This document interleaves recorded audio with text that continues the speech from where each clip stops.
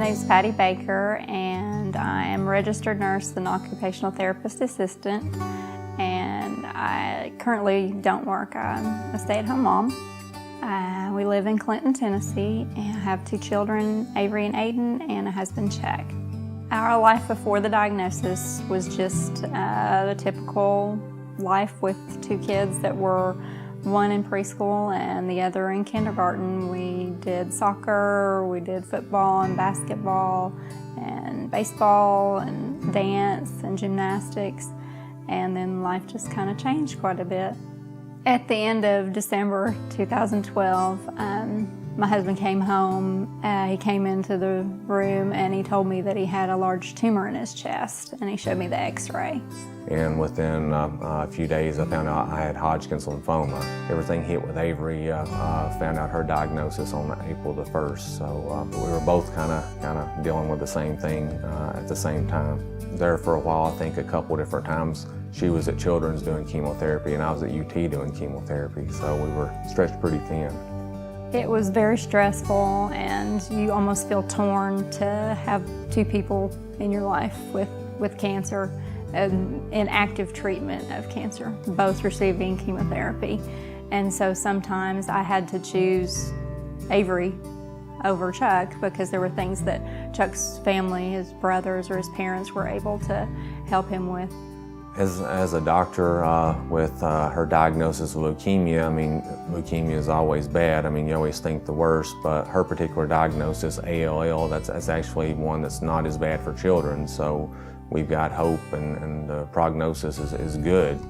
I don't think either one of the children understand the true situation, that it's life-threatening. Aiden will say, I hope Avery doesn't die, but I don't know that he understands it. I never really thought that she was gonna die. That just never, it kind of wasn't an option.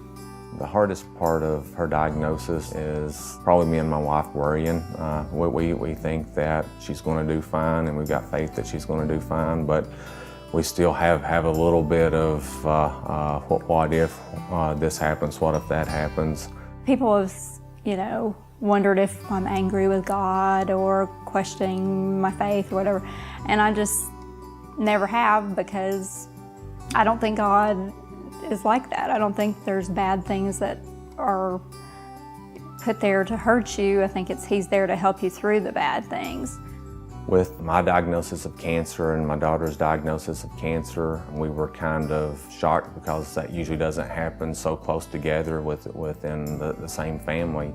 But we were lucky. People from all over kind of, I guess, heard about us, and they would do anything they could do to help us. We were, like I said, very lucky and appreciative to all the people that thought of us and tried to help us in any way they could. My message to the candidates would be that thank you, first of all, for stepping up and trying to raise as much money as possible for research and support and things like that, because without the Leukemia Lymphoma Society, I don't think we would be at a 90% survival rate for Avery's disease, and I'm just very thankful for people that are willing to give time and money. With Avery being the Girl of the Year, we're hoping that maybe that will help increase awareness of blood cancers and try to let people know that anybody can be affected, both her and me, myself. Cancer can affect anybody at any time. I hope that this experience will affect Avery in a positive way, that she will be a better person, a more compassionate person, someone who volunteers, someone who gives back, someone who is thankful for everything that they have and that they can give to others.